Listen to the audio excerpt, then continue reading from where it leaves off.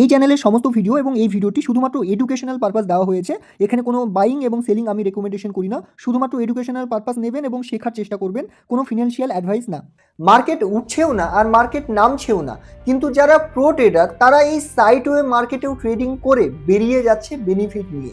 আর আপনি যদি মনে করেন যে মার্কেট আপ না হলে প্রফিট করা যায় না বা সাইডওয়ে মার্কেট মানেই লস, তাহলে এই ভিডিওটি আপনার জন্য মাস্ট ওয়াচেস হতে পারে। তার কারণ আজকের এই ভিডিওতে আমরা কথা বলবো সাইডওয়ে মার্কেট কিভাবে কাজ করে, কেন 90% ট্রেডার সাইডওয়ে মার্কেটে ট্রেড করতে গেলে লস করে ফেলে, এবং এমন কিছু সিম্পল স্ট্র্যাটেজি যেটি ব্যবহার করে আপনিও খুব সহজেই সাইডওয়ে মার্কেটের মধ্যেও ট্রেডিং করতে পারবেন, বেনিফিট নিতে পারবেন। এবং এমন সেই কমন মিস্টেক যেগুলো প্রত্যেকে সাইডওয়ে মার্কেটে ট্রেড করার সময় করে ফেলে, থাকবে কিছু প্রো টিপস। তো অবশ্যই ভিডিওটিকে শেষ পর্যন্ত দেখুন, এবং আমাদের চ্যানেলে যদি আপনি এখনও সাবস্ক্রাইব না করেন অবশ্যই সাবস্ক্রাইব করে দিন, সঙ্গে থাকা বেল আইকনে ক্লিক করুন, এবং চলুন আজকের ভিডিওটি আমরা শুরু করি। চলুন সবার প্রথমে আমরা জেনে নিই যে সাইডওয়ে মার্কেট আসলে কি। তো কোনো স্টক বা কয়েনের প্রাইস যদি একই রেঞ্জের মধ্যে ঘোরাফেরা করে, অর্থাৎ না আপ ট্রেন্ডে চলছে না ডাউন ট্রেন্ডে যাচ্ছে, একই রেঞ্জে ঘোরাফেরা করছে, অর্থাৎ নিচ থেকে উপরে যাচ্ছে, একটা ফিক্সড প্রাইস থেকে আবারও নিচে আসছে, আবারও উপরে যাচ্ছে, এই একই রেঞ্জে যে ঘোরাফেরা করে এটাকে নর্মালি আমরা কনসিডারেশন ফেজ বলি, এবং এটাকেই সাইডওয়ে মার্কেট বলে থাকি। এক্সাম্পল হিসেবে যদি আমরা ধরুন বিটকয়েন বর্তমানে $87,000 চলছে, আর এখান থেকে ধীরে ধীরে ধীরে 90 বা 91 হাজারে চলে গেল, আবার সেখান থেকে ধীরে ধীরে ধীরে ডাউন, আবার $87,000 থেকে আবার 90,000 $91,000 চলে গেল।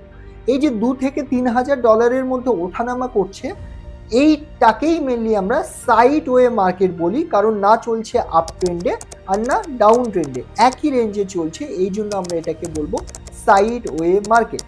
এবার সব থেকে ইম্পর্টেন্ট প্রশ্ন যে কেন ট্রেডাররা সাইডওয়ে মার্কেট চলাকালীন 90% লস করে ফেলে।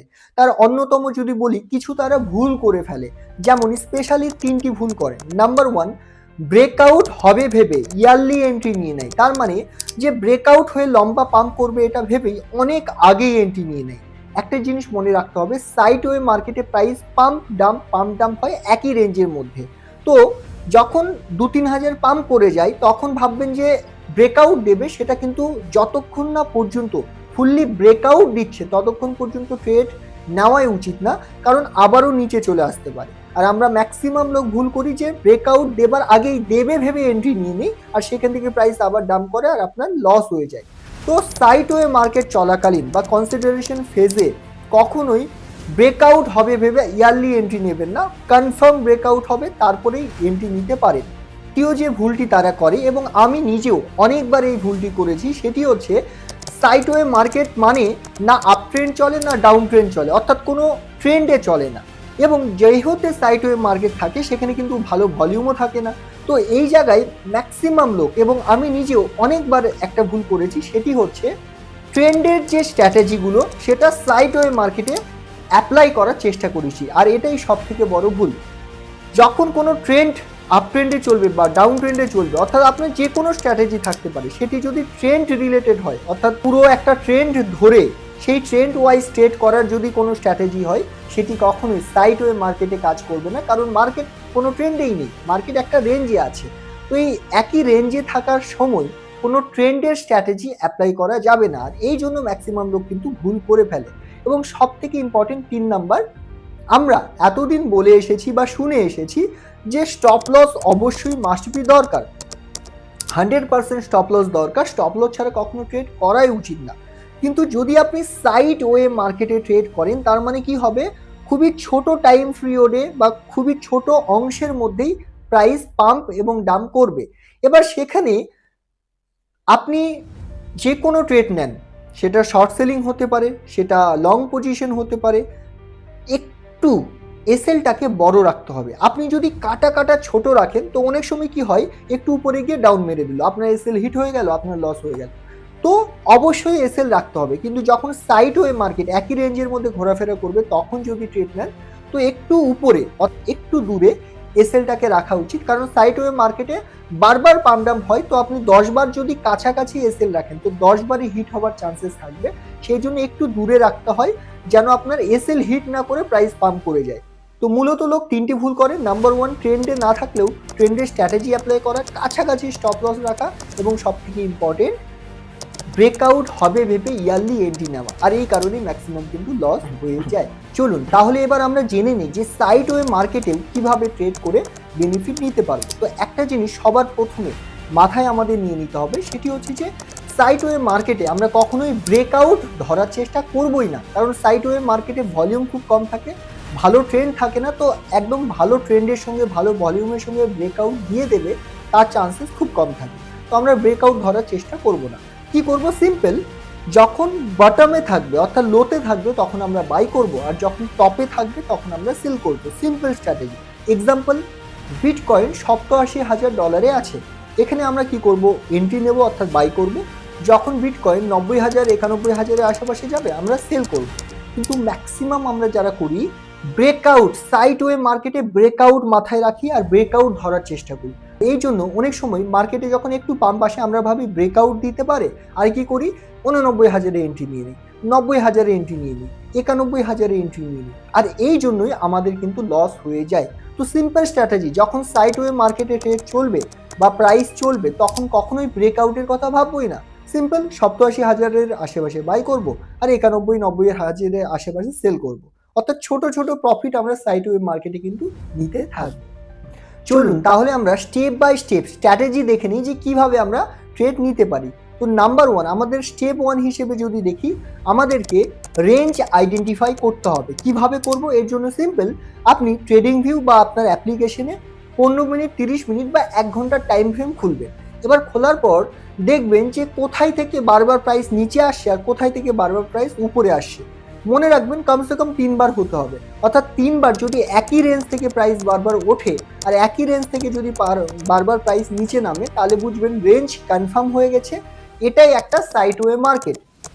স্টেপ 2, আমাদেরকে সাপোর্ট রেসিস্ট্যান্ট ড্র করতে হবে। কিভাবে করব? বারবার যে প্রাইসে টাচ করে প্রাইস আবার নিচে চলে এসেছে সেই জায়গায় একটা লাইন ড্র করব, এবং বারবার যেখান থেকে প্রাইস উঠে গেছে কমসে কম 3 বার হতে হবে। আমরা অলরেডি রেঞ্জ কনফার্ম করে নিয়েছি, এবার আমাদের 15 মিনিট বা 5 মিনিট টাইম ফ্রেমে চলে আসতে হবে। ধরুন 15 মিনিট টাইম ফ্রেমে চলে আসবো, তো সিম্পল আমরা করে নেব 15 মিনিট। এবার দেখুন 15 মিনিট টাইম ফ্রেমে রেঞ্জ কনফার্মের জন্য 3 বার কমসে কম একই জায়গা থেকে উঠে আসতে হবে, বাট আমরা যদি দেখি এখানে অলরেডি প্রচুর বার কিন্তু একই রেঞ্জ থেকে প্রাইস উপরে উঠে গেছে। যেমন এই রেঞ্জ থেকে প্রাইস উঠেছে, আবার এখান থেকে প্রাইস উপরে উঠে গেছে, আবার দেখুন এখান থেকে প্রাইস উপরে উঠে গেছে, এখান থেকে উঠে গেছে, এখান থেকে উঠে গেছে। তো এটা একটা কিন্তু খুবই ইম্পর্টেন্ট সাপোর্ট, যেখান থেকে প্রাইস বারবার উপরে উঠে গেছে, ওকে, বা একটা ভালো রেঞ্জ সাইডওয়ের জন্য। নেক্সট যদি আমরা দেখি যেখান থেকে প্রাইস বারবার নিচে নেমে এসছে, দেখুন এখান থেকে নিচে নেমে এসছে, এখান থেকে নিচে নেমে এসছে, ওকে, এই জায়গা থেকে নিচে নেমে এসছে।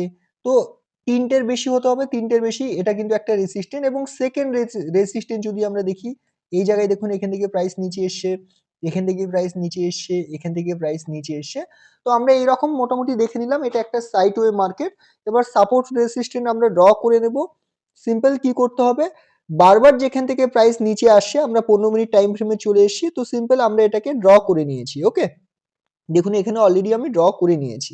এবার ড্র করার পর যেটা ইম্পর্টেন্ট কাজ, এবার স্টেপ 3 আপনাকে যেটা করতে হবে, আপনাকে ইন্ডিকেটর ইউজ করতে হবে ট্রেড নেবার জন্য। কোন ইন্ডিকেটর? RSI indicator. আরএসআই ইন্ডিকেটরের কাজ কি এবং কেন স্ক্যালপিং এর জন্য এটি খুবই ভালো কাজ করে সেটা আমরা বলবো। তো এর জন্য কি করতে হবে? উপরের দিকে দেখুন ইন্ডিকেটর লেখা আছে, এই ইন্ডিকেটর অপশনে আমাদের করতে হবে টাচ, ওকে। তো ইন্ডিকেটর অপশনে আমরা করে দেব টাচ। এবার এখানে টাচ করলেই দেখুন সার্চ অপশন পেয়ে যাবেন, এই জায়গায় আরএসআই লিখে সার্চ করবেন, আরএসআই, যার ফুল ফর্ম দেখুন প্রথমেই চলে এসেছে রিলেটিভ স্ট্রেংথ ইনডেক্স, অর্থাৎ লাস্ট কিছু ক্যান্ডেলের একটা গড় স্ট্রেংথকে বোঝাবে, ওকে। তো এখানে দেখুন নিচে আরএসআই হয়ে চলে এসেছে। এবার এই জায়গায় আমরা যদি টাচ করি এখানে সেটিং পাবো, সেটিং এ চলে আসবো। সেটিং এ এলে দেখুন ইনপুট কিভাবে সেট করতে হবে ভালো করে বুঝে নিন, এটাই কিন্তু এই ভিডিওর ইম্পর্টেন্ট পার্ট। তো আমরা যদি দেখি এখানে ইম্পোর্টে 14 থাকবে, 14 যদি না থাকে 14 এখানে দিয়ে দেবেন, ওকে। আর নেক্সট যা আছে তাই করে দেবেন। নেক্সট চাইলে যদি আসেন এখানে দেখুন আরএসআই, এই যে নিচে যে আরএসআই আছে এটা পিঙ্ক কালারের আছে, তো চাইলে আপনি এখান থেকে কালার চেঞ্জও করতে পারবেন। আমি পিঙ্কই রেখে দিলাম। ওকে, নেক্সট বলছে দেখুন আরএসআই বেস্ট মুভিং অ্যাভারেজ, দরকার নেই তেমন। আরএসআই আপার ব্যান্ড বলতে এখানে কি গল্প আছে, আরএসআই এর একটা স্কোর হয়, সেটা 0 থেকে 100 পর্যন্ত হয়। ওকে, এবার এখানে আরএসআই আপার ব্যান্ড আপনি আপনার মতো চেঞ্জ করতে পারেন, বাট আমি 70 ইউজ করি, তো আপনারা এখানে 70 রাখবেন। ওকে, এই যে নিচেরটা দেখুন, আমরা যদি দেখি আরএসআই মিডল ব্যান্ড 50 আর তার নিচে দেখুন 30, আমি এইভাবেই সেট করব, আমি বলবো আপনারাও এইভাবেই সেট করবেন। এবার বোঝার ব্যাপার আছে, এই যে নিচের দিকে লাইনটা দেখুন ভালো করে একটু। ওকে, আমি আপনাদেরকে দেখিয়ে দিচ্ছি। এই যে নিচের দিকে দেখুন লাইনটা আমার ড্র আছে, একটা ঘরের মতো শুরু হয়ে গেছে। ওকে, এবার এর ব্যাপারটা বুঝতে হবে, এর ব্যাপারটা কি বলছে, বলছে যখন 50 থাকবে তার মানে এটা নর্মাল, এই যে মিডিলের যে লাইনটা এটা হচ্ছে 50, ঠিক আছে। তো এটা কি নর্মাল, না বায়াররা অ্যাক্টিভ বেশি না সেলাররা অ্যাক্টিভ বেশি। কিন্তু যখনই 50 থেকে ধীরে ধীরে ধীরে উপরে উঠবে তখনই বুঝতে হবে যে বায়াররা অতিরিক্ত বাইং করছে। যদি 70 হয়ে যায় তাহলে বুঝতে হবে যে বেশ ভালো রকমের বাইং হয়েছে।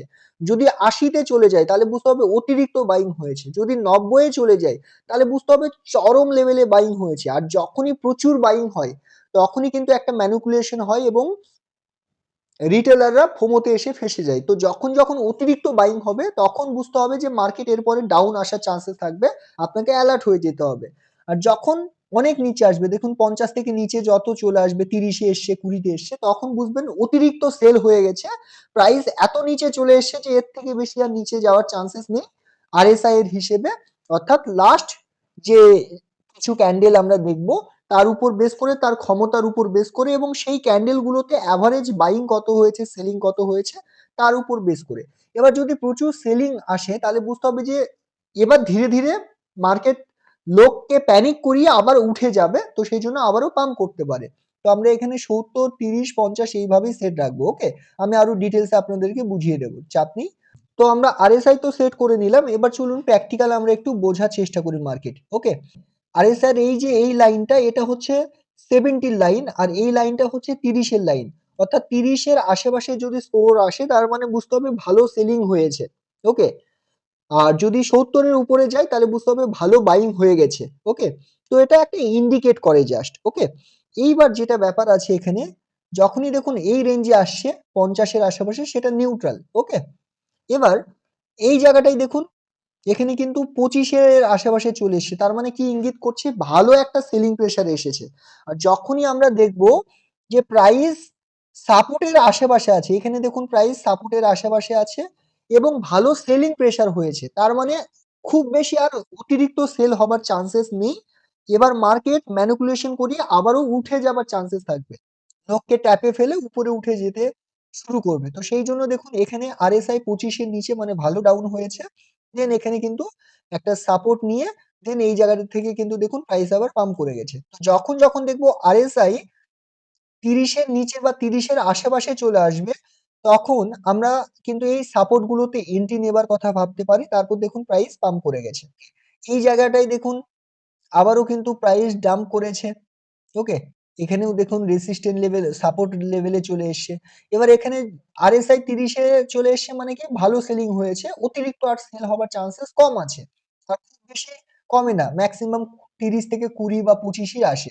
তো এই জায়গায় দেখুন আমরা কি দেখছি, আরএসআই 30-এ আছে এবং সাপোর্টে আছে, তার মানে একটা সাপোর্ট নিয়ে নিয়েছে এখানে প্রাইস, এবং আরএসআই বলছে অনেকটা বেশি সেলিং প্রেসার চলে এসছে।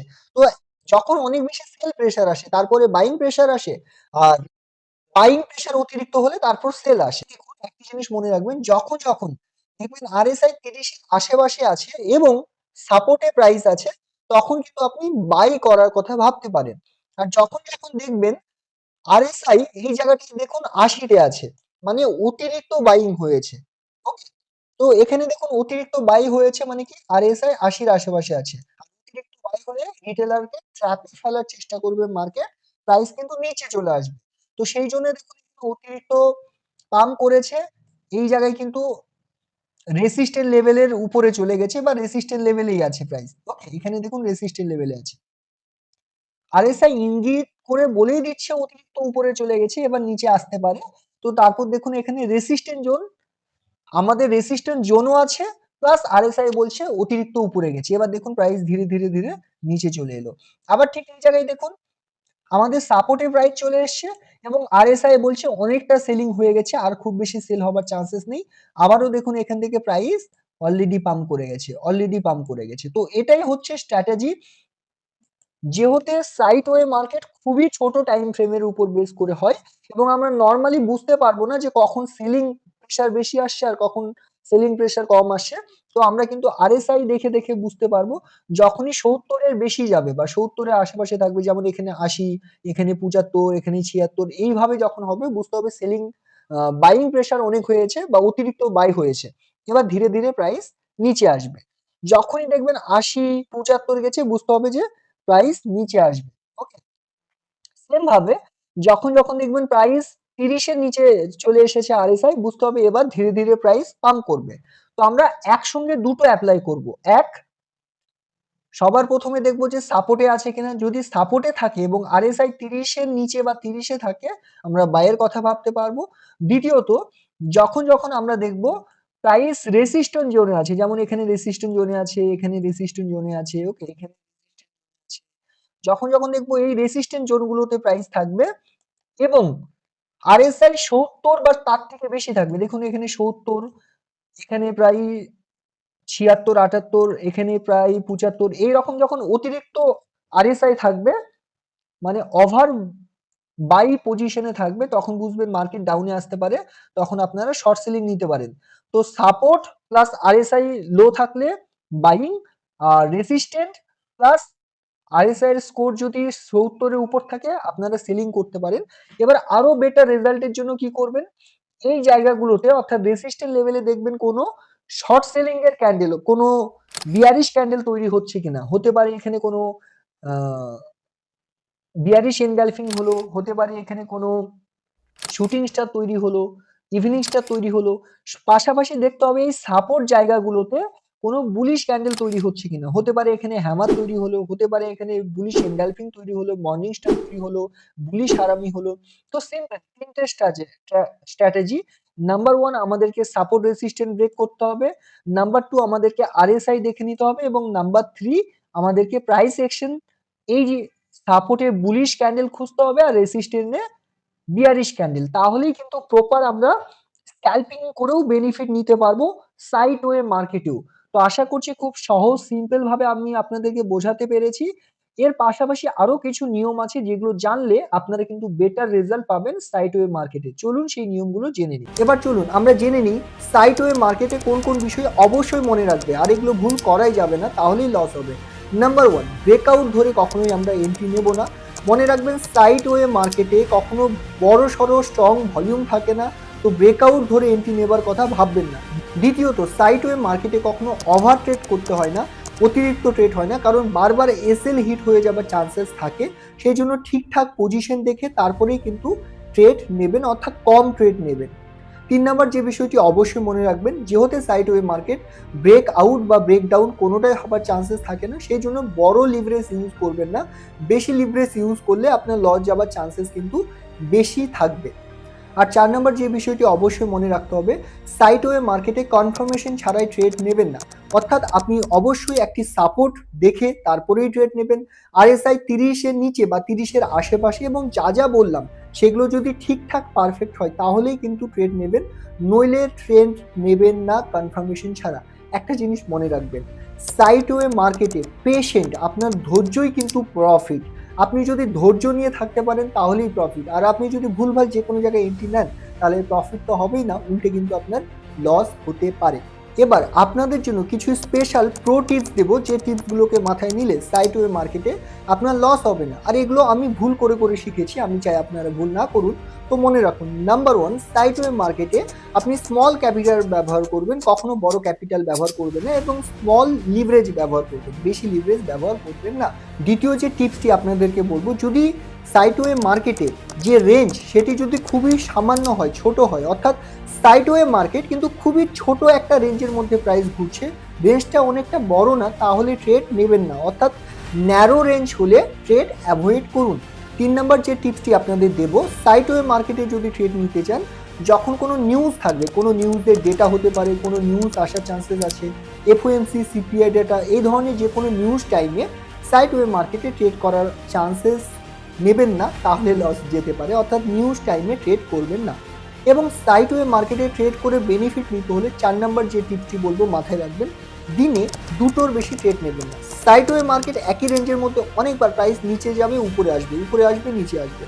তো সেই জায়গায় আপনার মন বলবে ট্রেড নিতে, কিন্তু দিনে দুটোর বেশি ট্রেড নেবেন না।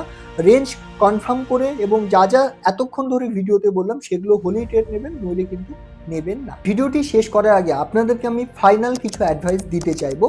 মনে রাখবেন, যখন মার্কেট ট্রেন্ডে চলবে তখন ব্রেকআউট ধরে এন্ট্রি নেবার চেষ্টা করবেন, আর যখন মার্কেট সাইডওয়েতে চলবে তখন রেঞ্জের সঙ্গে সাপোর্ট রেসিস্টেন্সের হিসেবে বেস করে ট্রেড নিয়ে খেলার চেষ্টা করবেন।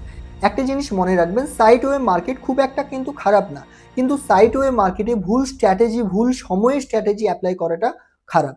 যদি আজকের ভিডিওটি থেকে আপনারা রিয়েলি ভ্যালু পেয়ে থাকেন তো অবশ্যই ভিডিওটিকে লাইক করুন এবং কমেন্টে লিখুন রেঞ্জ, এবং অবশ্যই চ্যানেলে সাবস্ক্রাইব করে রাখুন, কারণ আগামী দিনে ফেক ব্রেকআউট কিভাবে হয় আর সেটা বুঝিয়ে আপনি বাঁচবেন কি করে এর উপর ভিডিও আসবে। তো অবশ্যই চ্যানেলে সাবস্ক্রাইব করতে ভুলবেন না।